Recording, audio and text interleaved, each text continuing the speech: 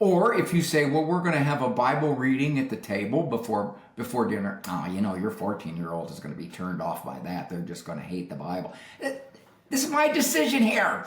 Yeah. Yes. Yeah. And you can't make decisions in fear of, oh boy, how's my kid going to interpret it? Right. Yeah. Right.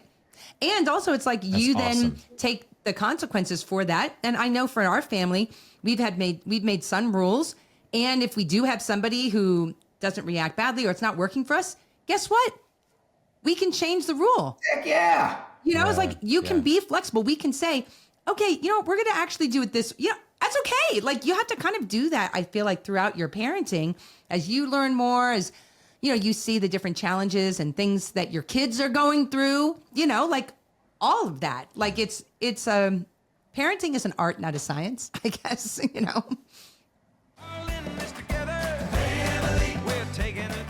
Welcome to the podcast. We're glad you joined us today. We like to talk to this guy because we think he's got some insight for us and some great wisdom for us.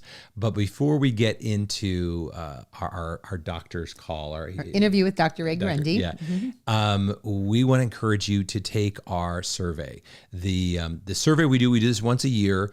Doesn't cost you anything. As a matter of fact, it makes you money. If you fill out the survey, we would like to give you a $10 discount. I think it's $10 discount on any course or any course that you'd want to take from us in this year or in the coming year. And it really helps us in our planning, in our work, and it would be a massive help. If you've done it before, please take it again. Yes. And basically, we're asking you for the your big pain points in parenting so we can develop more resources and more things that help you. So help us help you. Go ahead, take the survey. Let us know what you think. It should take you about 15 minutes or so. But it was really, really be helpful. And please, if you are a man or if you are married to a man, please take the survey because we need more male representatives in our survey sample. We love women, but we want to know what the dads think as well, especially because Mike is creating more resources for dads. And so we really want to hear from our men listeners. Yeah. And more women, for whatever reason, globally take surveys. So men, step it up. Come on. Oh, and by the way, ladies, even if you say, "Oh, my husband doesn't listen to the podcast," no problem. Have him take it anyway. It's not really about that. It's really we want to know what he thinks, so we can tailor our resources to him and others. All right. So Dr. Ray Guarendi, author, speaker, psychologist, counselor. He has been a Catholic pillar and a Catholic voice on parenting, on family life. He's also a stand-up comedian, it seems, and I think you'll enjoy this conversation with Dr. Ray. So let's listen in. It is so great to have you, Dr. Ray, back on the show with us.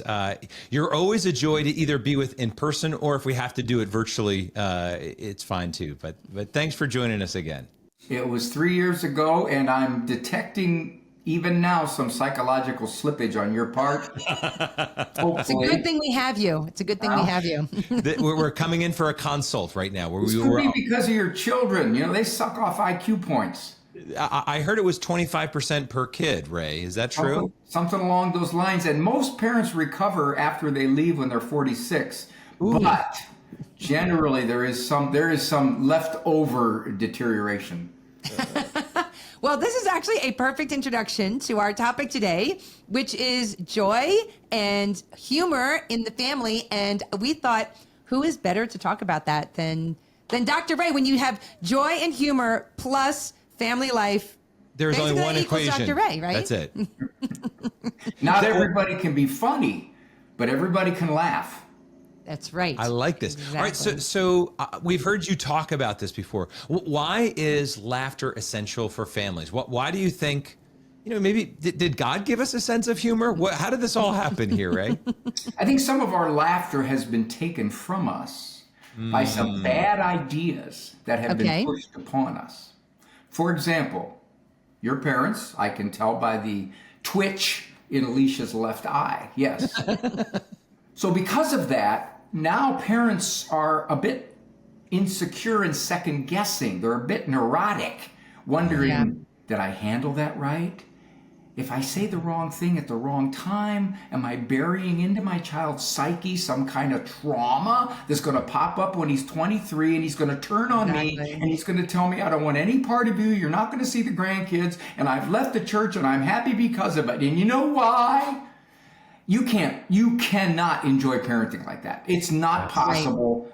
You have to realize, I had a mom tell me one time, parenting is far too important to be taken seriously. Amen. That's a great line. I think there's so much truth in that. Yeah. Sometimes parents will tell me what their kid said to them. Their kid will say something like, well, you know what?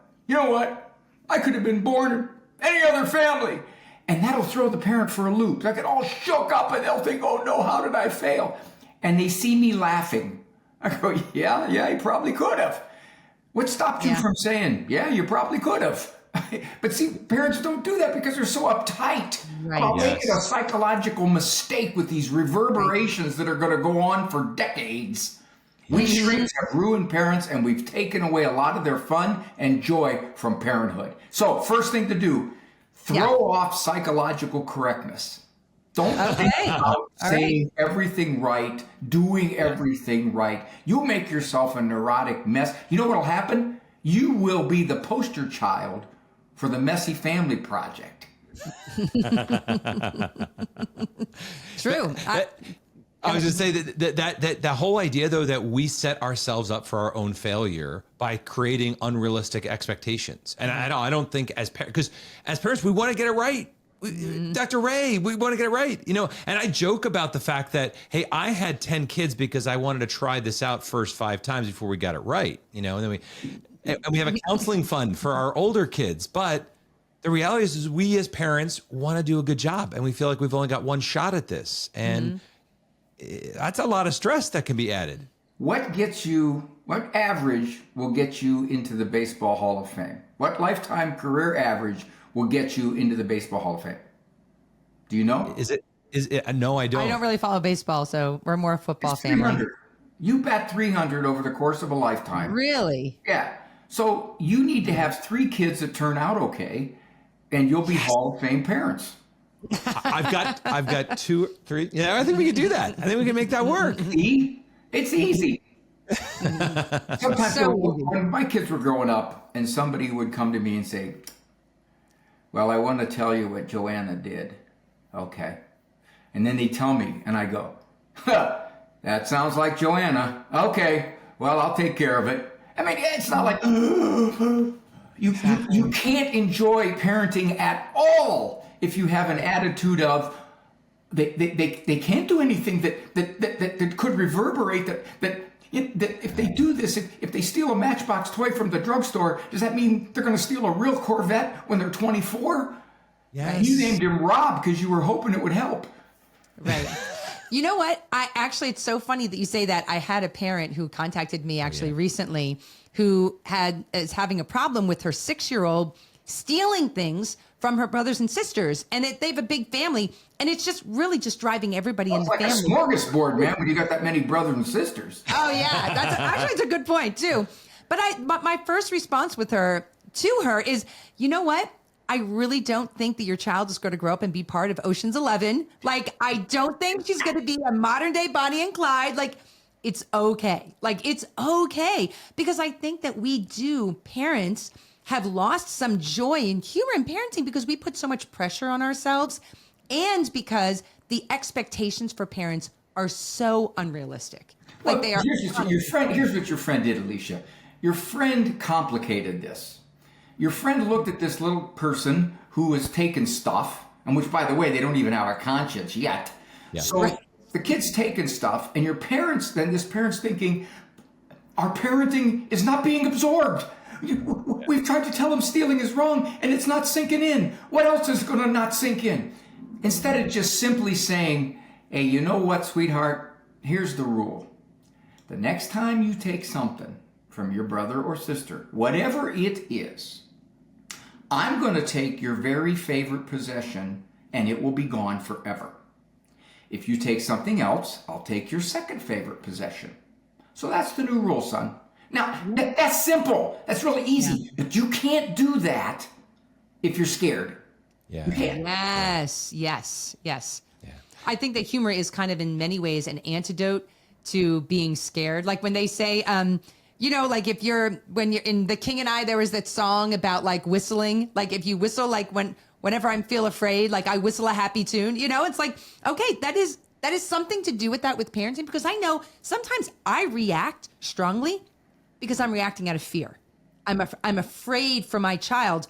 But if I choose humor and joy and to hold it lightly, then maybe I'll be less afraid, and maybe that will, even telling myself and acting like I'm not afraid, will help me to handle the situation and keep my synapses from fusing in my brain, and being that reactive with my children.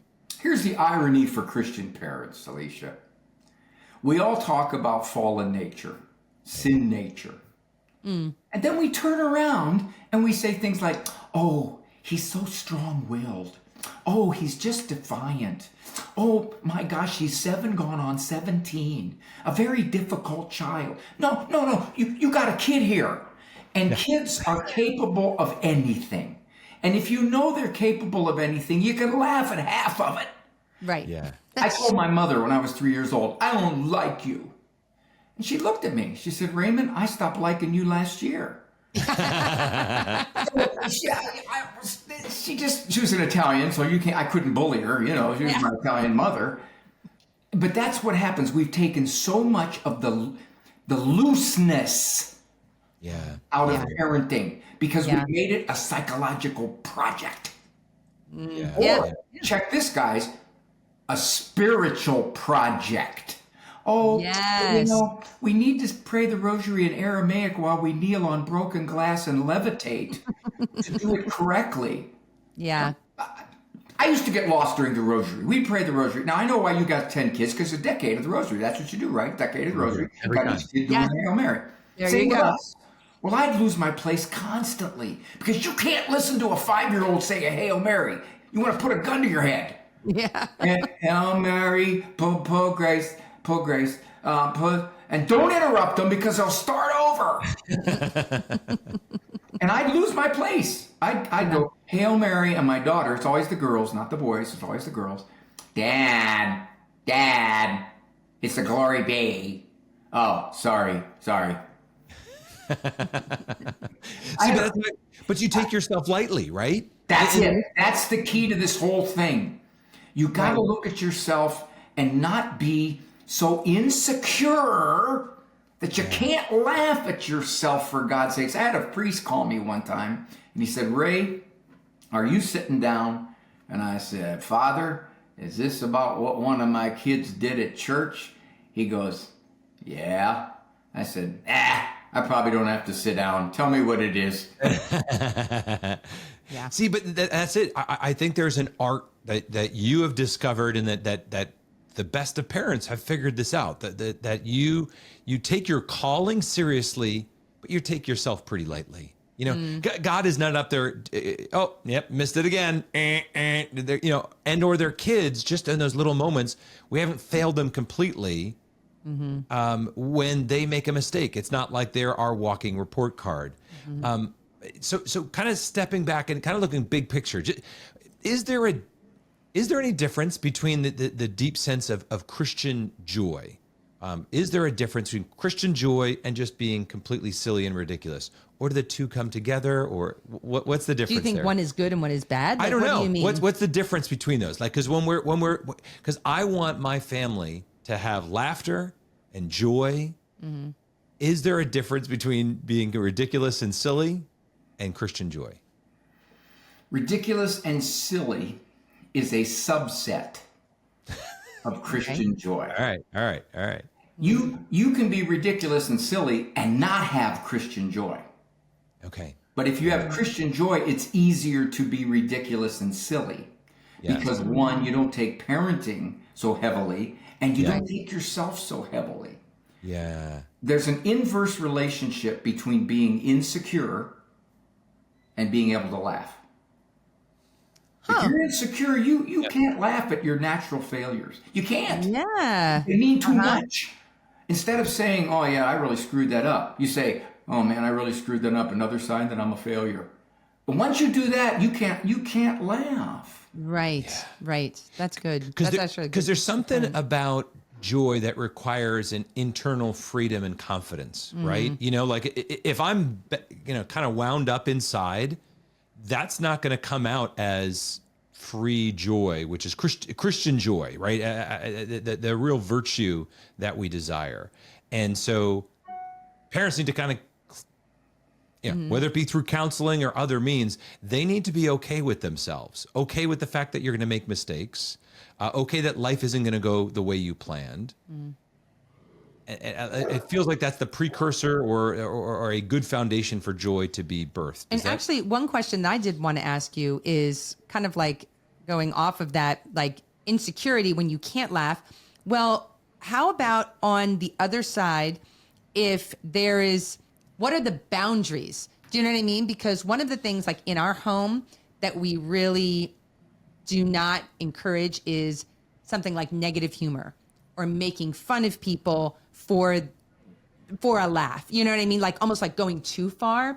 Like what would you say to parents who are like, oh yeah, we have lots of joy in our house. People are laughing all the time, but maybe somebody in the family feels like what's too far? Do you know what I mean? Like what's appropriate and what's not, and how do you teach that? Because we've had parents ask us that before. You don't have to be brilliant to separate out meanness from teasing. Yeah. Okay. It's obvious. But when you're gone after somebody's frailties or heading into their nerves and their sore spots, that's pretty obvious. Yeah. You see it in their reaction, or you can even hear it in the tinge of the comment. That's disrespect. That's not funny. Oh yeah, well you're so fat, you go to a parade, you have to wear ropes. That's funny, but if it were used in the right context, in that context, it's not funny. It's hurtful. Right. But most parents can understand that. Part of the problem though, guys, is this. Once again, the experts have handcuffed you. Here's what they do. They say, well, it's just all part of sibling rivalry, and children need to solve their own conflicts because they need to learn conflict resolution, and you shouldn't step in. Heck no. You can say anything to a sibling you want as long as it's not nasty, mean, or put down. If that's the case, you will experience heavy consequences. We will not worry about acting appropriately in measurement. No, you could go to bed for the night for that one. Or you could write a 500-word essay of apology for that one. That's going to happen. There's no way. This is non-negotiable. You don't hurt people. There are lines that are crossed. Oh my gosh, yes. Yeah. Well, there's sometimes people will say to me on the air, they'll say, well, when I first heard you, I didn't want to listen to you. And I'll say, why is that? Well, you were sarcastic. And I said, what do you mean by sarcastic? Well, and then as they described it, I said, well, did I put anybody down? Oh, no, you don't put anybody down. Well, did I make them feel inept or incompetent? Well, no, you didn't do that. What did I do that was sarcastic? Well, you teased them. Well, wait, is that sarcasm? If I teased them? Was it mean-natured or was it good-natured? Oh, no, it was good-natured. Okay, now I'm having trouble understanding your definition of sarcasm here. Yeah. My wife calls in and says that stuff. Well, one thing that we've seen happen, and I'm sure you've had parents who've told you this, where you have one child thinks they're teasing, but the other child is in tears. Right. And I was just kidding, Mom. I was just kidding.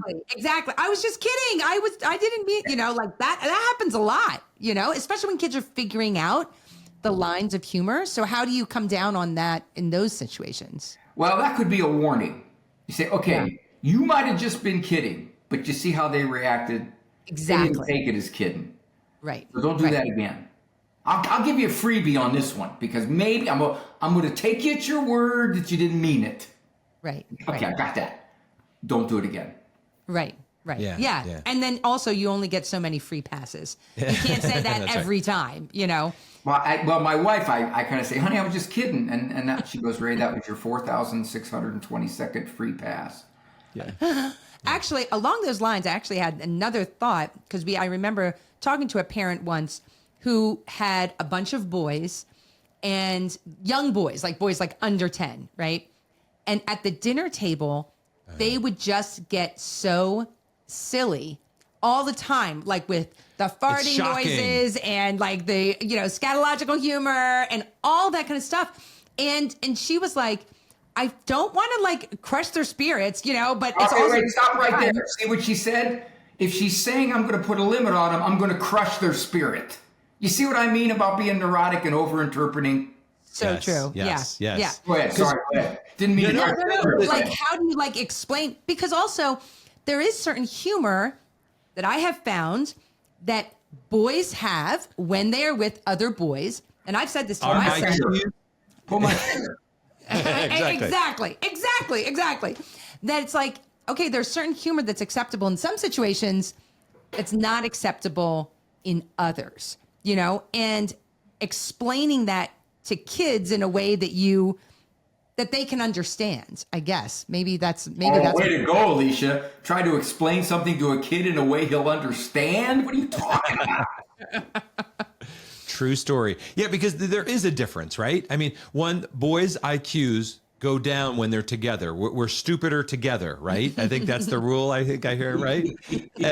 And that's true for men too. I wasn't talking about boys. We guys love the Three Stooges. Women just go, that's ridiculous. I don't even think that's funny. I don't even know how you can watch that. Yes and yes. It's one of my favorite shows growing up. Yeah. Hey, wise guy, And but there is that appropriate. I think that's a really good way to think of it. Around the dinner table, yeah, no potty humor here. You're talking to your buddies outside. I'm not going to go enforce every moment on this, right?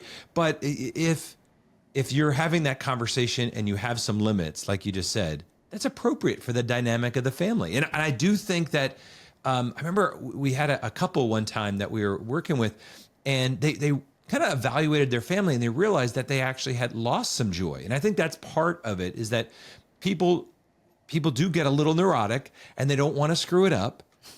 But then they feel like that there's a higher standard because we're Catholic, we're Christian families. We can't, do all these things. But then it sometimes saps the joy out of their household because Two comments on this. First of all, I get a lot of parents going to confession, moms especially, going, bless me, Father. Before I had children, I was pretty nice. Yeah. Now I'm not pretty or nice. Yeah. And I just want to know, is it a serious sin to think about shooting your kid with a bazooka? I just want to know, is that bad? So, Alicia, you set up the question. You asked it very well. You said, so how do you decide this kind of humor, for example, at the table? Well, there's a very straightforward answer to that. You decide. If you say, I don't want that humor at the table, somebody else might say, I don't mind it. That's okay. No big deal. As long as they don't cuss or throw a brick, I'm fine. Okay, that's the parents' table. But your table, you say, you know what, guys? You can't keep it within limits here, so we're going to cut it all off. You can't do it. That's your table. You're allowed. So many parents are saying, what is the proper rule for fart jokes at the table? And I go, well, let me check my book here. I gotta look up fart jokes table and find out what the proper rule is. Yeah, there's no proper rule. It's your table, and that's part of it that I think parents would relax and enjoy themselves a lot more if they realize, hey, most of this stuff is my decision. Right. If I want to have a 9:00 bedtime for my 12-year-old, okay. Yeah. I got 3 relatives who are saying, well, that's just too early for a 12-year-old. I mean, I don't see why you're sending her to bed. Or if you say, well, we're going to have a Bible reading at the table before dinner. Oh, your 14-year-old is going to be turned off by that. They're just going to hate the Bible. This is my decision here. Yeah. Yes. Yeah. And you can't make decisions in fear of, oh boy, how's my kid going to interpret it? Right. Yeah. Right. And also it's like you then take the consequences for that. And I know for our family, we've made some rules.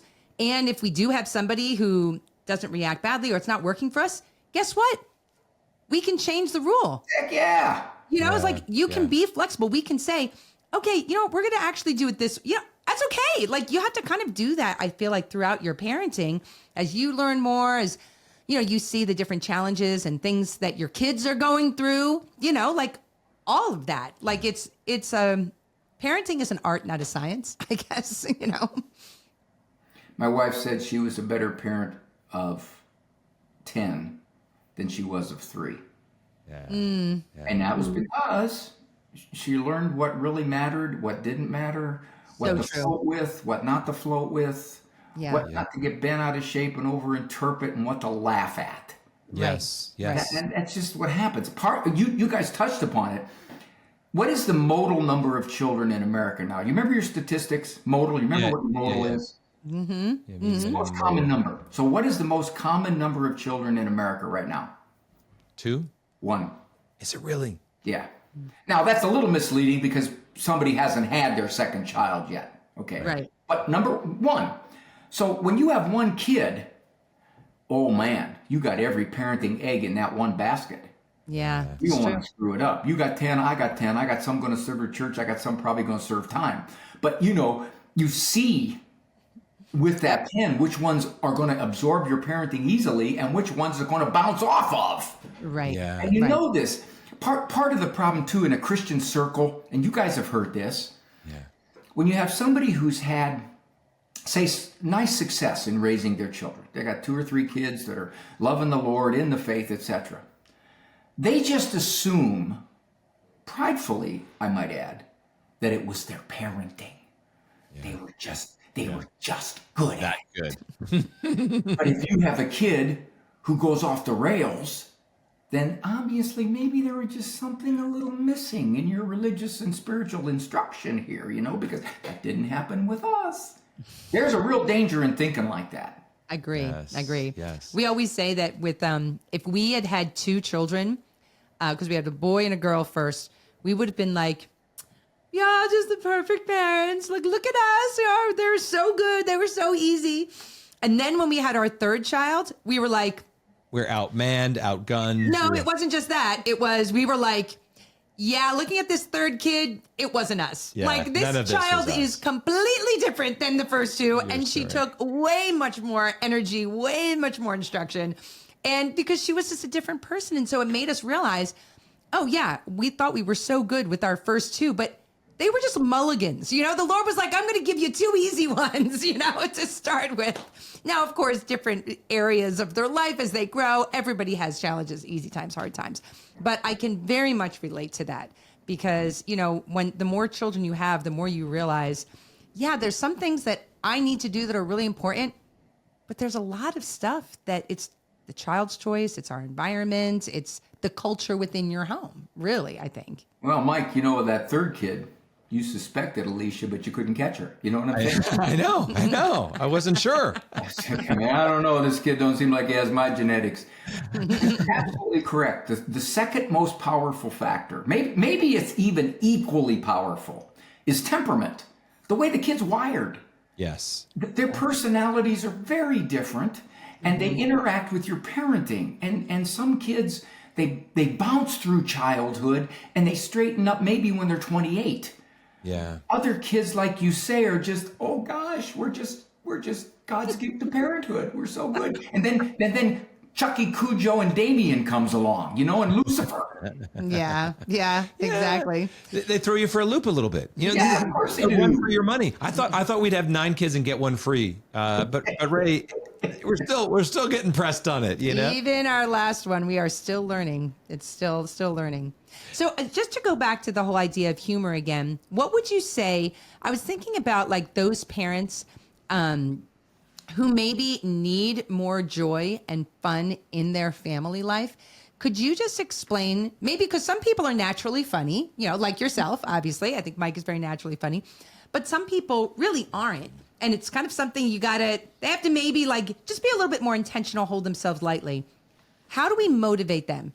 Can you just talk about why, like we talked about holding parenting lightly, yes, but why is it so important for relationships? Why is humor and joy so important in the dynamic in the Of the home. family, Yeah.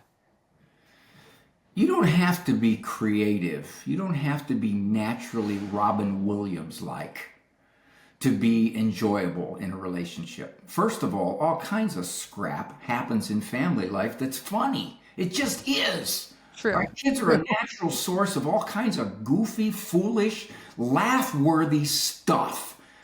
And if you allow yourself to laugh at it, even though you can still handle it, you allow yourself to laugh at it. I don't want to digress too far, but I'll give you a quick example. Yeah, please. Sure. My son was 6 years old. He's laying up in bed and he's staring at the ceiling. He's up there because my wife said he lied. So I went up. I said, Andrew, Mom says you lied.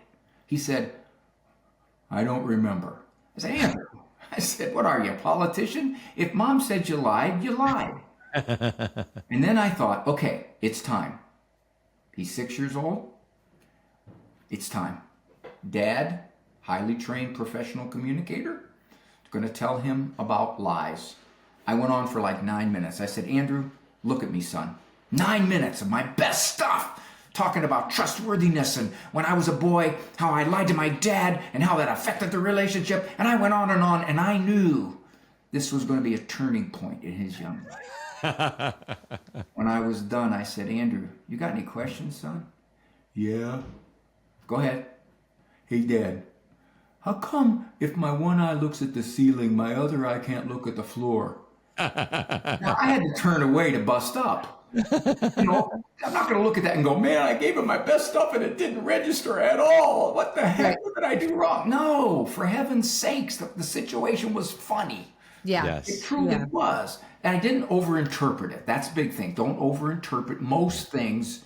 We need to just go with the flow. Deal with it right now. Don't project 12 years from now. That's one. Right. Two, it's not unusual, you guys hear this all the time, where one spouse says, my other spouse is so critical. My other spouse is so scolding. My other spouse is always, always, always right, and I'm always wrong. How can you laugh and enjoy anything like that? Well, it may not be the most jocular relationship. However, you don't need to let it get to you as bad as it does. Yes. I got in trouble one time on the radio because a lady called in and she said, I am emotionally abused. I said, what do you mean by emotionally abused? Well, my husband says this, he says that, he says this, he says that. I said, so he's nasty. Yes, he's nasty. Well, whether that's emotionally abusive or not is up to you. Well, no, it's an automatic. It's not automatic. He can say nasty things. How you take it in and absorb it is what makes it, quote unquote, emotionally abusive. I hate that term, by the way, but I'll use her term, emotionally abusive. Yeah. She didn't understand it. She didn't like that at all. Her view was, if he says this, I have to feel like this. It's automatic. There's no way around it. It's not human if you don't. I said, well, no, it's very human if you don't.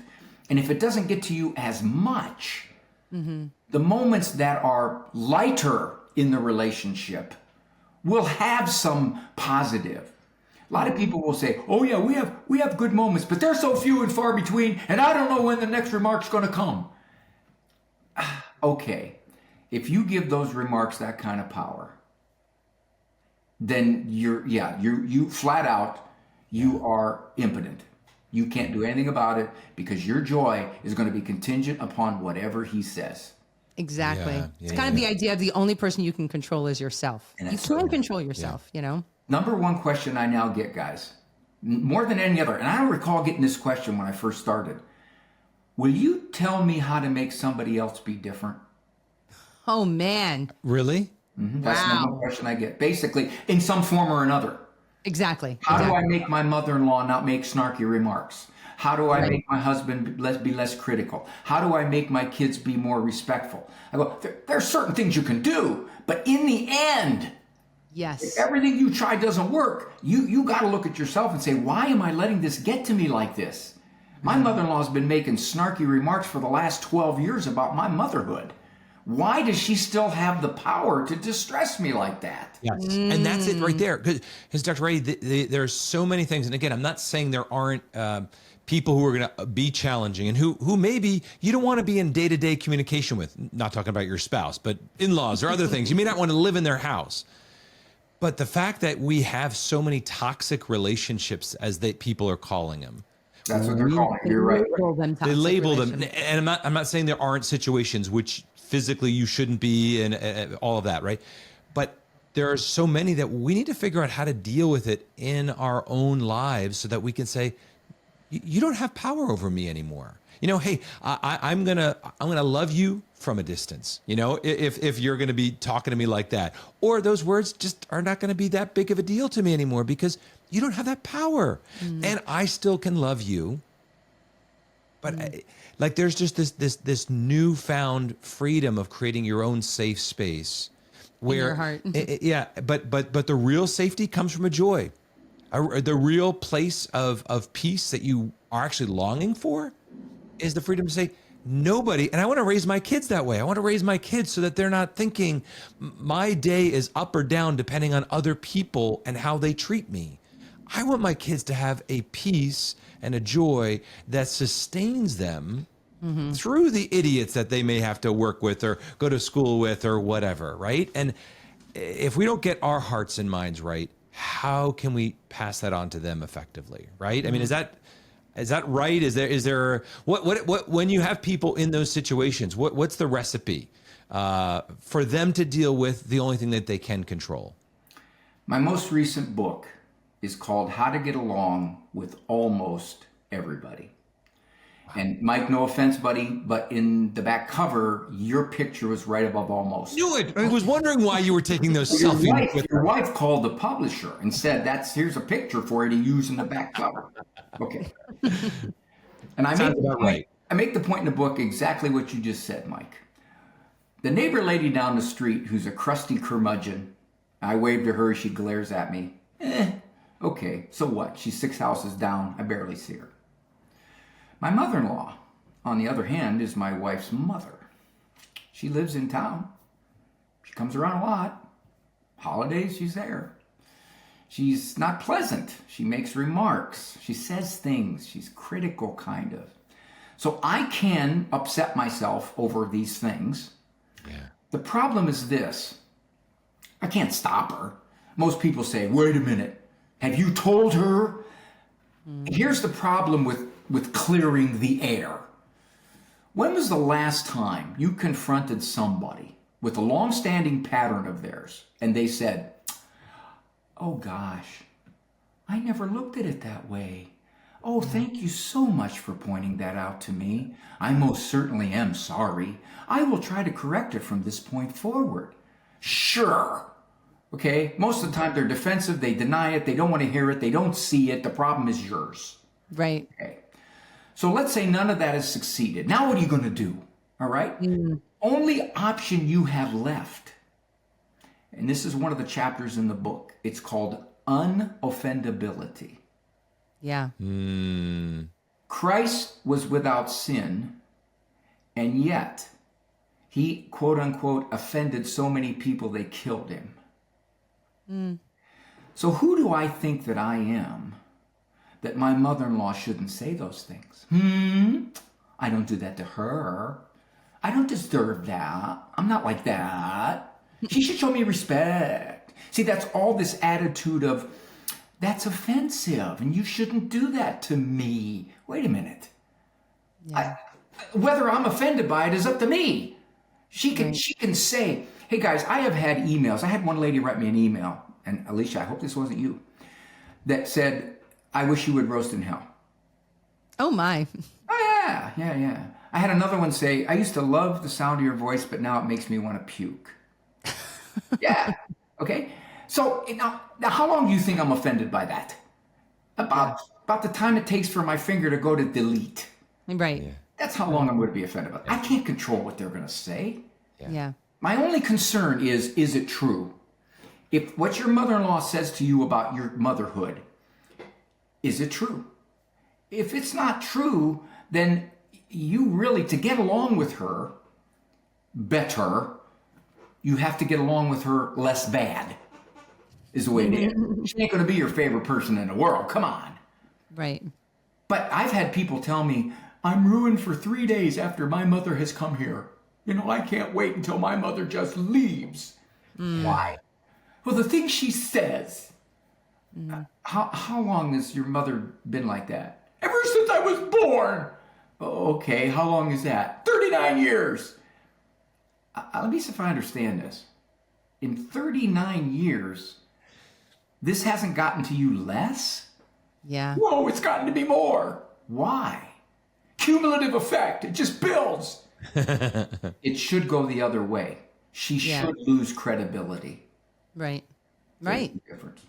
Yeah. And I think that that's something too, that like when you said learning how to take something in, a comment someone makes and says, and you have to look at it and say, okay, is there something there that I need to change? How is my response? What's the response of my heart to that? And if it's condemnation or shame or accusatory language, it really does need to be rejected. I feel like that's part of our discernment as Christians to recognize, because the evil one is going to use all of these things, especially against parents, because sometimes kids say stuff to parents that is really hurtful. Sometimes it's little kids, but sometimes it's teenagers. Sometimes it's adult kids say things. And we have to be able to be discerning enough to be like, okay, I am going to, all right, hey, if there's something I need to work on, I'm going to work on that. But then the accusations or the shame that comes with it, we've got to learn how to reject that, or we're not going to be able to be in relationship with the people that God's called us to be in relationship with. A lot of your listeners have raised their children, and the epidemic of young adult children turning on their parents is everywhere. Yeah. And those parents are devastated. Where did we go wrong? What happened? I thought we were trying to raise them well. And they underestimated really the culture shaping power of how these kids are thinking and turning away from God and turning away from the way they were raised. And I had a mother say to me one time, I will never again be at peace until my children return to the church. And I said, well, and I tried to say this delicately, guys. I said, you're making a liar out of Jesus then. How am I doing that? Well, he said, I will give you peace that the world doesn't understand. Now, as far as I know, there's not an asterisk next to it that said, unless your kid leaves the church. Yeah. Yeah. So she had locked herself into, I will never be able to be at peace about this. Think it through, calm myself down. Over time, as long as this kid says, I want no part of religion. Yeah. You can't do that. Yeah. And just in that situation, Dr. Ray, what would you say, like for the family that's struggling to find joy, All right, struggling let's do it. to find laughter? Will you guys help me on this exercise? Let's go. Okay. We're in. Absolutely. For those of your listeners, your watchers who are thinking, I failed as a parent. Somehow there must have been something missing in my spiritual upbringing of these kids for them to be where they're at now. All right, let's logically take away their guilt. Is there a God? Yes. Is Christ God? Yes. Yes. Calling now. Was he sinless? Yes. Could he perform miracles? Yes. Did he have a perfect understanding of human nature? Yes. Could he get most people to follow him? No. Oh, gosh. Then let me see if I understand this. I, as a parent, think I am better at this than the God man. I can't do a miracle. I can't even do a crummy card trick. Our Lord himself couldn't get most people to follow him, given what he could do. Who do I think I am? Right. I was asked to raise them in a tricky, tricky world, a seductive world that just beautifully goes against religion, beautifully in quotes. Right. Who do I think I am? Yeah. Yeah.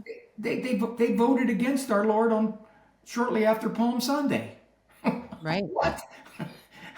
Yeah. Maybe he just wasn't sinless enough, you know? Yeah. It wasn't perfect enough. Yeah. Yeah, that's it. At least you got perfect. So that's why we call ourselves the messy parenting project, because the perfect parenting project, it's like, yeah, that's not where we're at. We're going to be honest with people. Well, if you got 10 kids, you have no choice. It's going to be messy, and there ain't nothing you're going to do about it. Yes, that's very, very true. You're not doing something easy like training rabid brown grizzlies. Exactly. Any final comment to encourage people to have laughter and joy in their homes as we wrap up our time together? Oh, yeah. How about I do a cheap money changer in the temple? All these books are on my website at drray.com, drray.com. If they're interested, I got marriage there, I got emotions, I got the faith, I got child rearing, I got my latest one, how to get along with almost everybody. So all are signed, all are discounted. So, and just your listeners and your viewers, don't blame me if your kids are on Springer Junior. That's all I got to say. Well, I just have to say, years and years ago, when I first started my parenting journey, I read your book, You're a Better Parent Than You Think. Yeah. And I have to tell you, it really did give me that perspective. Some of what we've talked about here is that, you know what? Sometimes you're going to make mistakes. Many times you're going to make mistakes. You just got to keep on going and keep loving your kids and make it, it's easier than you think it is. So thank you on a personal level for your advice, but thank you so much for creating these great Catholic resources for parents, because there's not a lot out there and you're really filling a gap for a lot of people. So thank you. One final tip for you guys. Yes. How many kids you still got at home? 3. 3? Okay. So back when you had 4, 5, 6 and you traipsed them around, you'd go out somewhere, you know as well as I do, you'd hear, "Are these all your children?" You can do now even with 3. Just simply say this: "Of course not. The oldest is at home with the triplets." Good tip. True story. Dr. Ray, thank you for the work you do and for joining us today. And let's bring some more joy. Bring Dr. Ray to your house, right? Read some books, follow him. And again, can you give us the website where they can get all of your resources? drray.com, drray.com. Awesome. Perfect. Awesome. God bless you, Dr. Ray. God bless you guys. Thanks. All right. Well, I always do enjoy it. I'm also like, is he joking? Is he not joking? Is that fun? Everything is so great with Dr. Ray, but we want to give you some takeaways from that conversation. We talked about a lot of things. I know there was a lot there, and we went in a couple different directions. But first, some key takeaways, right? Throw off the psychological correctness, right? Yeah. Like kind of political correctness, right? Psychological correctness. The gift of humor has been taken away from modern parents because most parents are now overly worried about every word they say. Again, I really appreciated that, actually. We're just anxious. We just got to take ourselves a little bit more lightly. The phrase that I'm just going to keep sticking to: take our work, if you will, the work of mom and dad seriously, but let's not take ourselves too seriously. Mm-hmm. Second key takeaway: parents need to take themselves lightly. Stop making parenting into that psychological project, like you're just anxious about it again. Those two really tied together. Okay, next, parents are more and more insecure and can't laugh at themselves. So you know that you are secure when you can laugh at your mistakes and find humor in the craziness of life. Okay, so again, like Mike was saying, take yourself very lightly. Remember, you decide the limits in your home and at your table, and you teach the difference between good-natured teasing and disrespect, because humor is a very important part of the joy within our homes, but you have to make sure that your kids learn that humor with really good limits. That's right. Okay, and last, remember and celebrate the kids are natural sources of laugh-worthy material for life. We tell funny stories about our kids. There's crazy, crazy things that always happen. Actually, my daughter-in-law shared a video of our grandson who can't even talk yet, going, E-ah, and he's basically singing the Eagles fight song. Because we've indoctrinated him. His parents have indoctrinated him. Exactly, as Eagles fans. But, those like funny things. And even the mistakes that we make in life. That's right. We've got to learn to laugh at it and be okay with it. And really, I feel like that's the overarching theme that Dr. Ray passed on. It's, like his first book, You're a Better Parent Than You Think, right? I think that was his first book. I don't know. but just knowing just who he is, but also I think that wisdom of just let's not get overly concerned about getting everything precisely right. Yes, of course, there's a lot of things that we need to do and embrace fully as our important role as moms and dads, but let's not stress out about it. So discuss with your spouse. Are you able to laugh at yourselves and your mistakes, even with your kids? And also, it's good to remember, what are some of the funny things that have happened in your family? We had a friend of ours who used to keep actually a piece of paper on their fridge, and every time their kids said something funny or cute, they would write it down on there because they were afraid that they were going to forget. And I've always loved that idea. But keep track of those things. Keep track of those things because they're a great part of your family lore and your family history. Yeah. So again, if you've enjoyed this episode, please like and share this with a friend. And thank you again for coming and joining us and being a part of this adventure, the adventure in messy family parenting. All right. God bless you. And until next time, may the Lord bless you and keep you.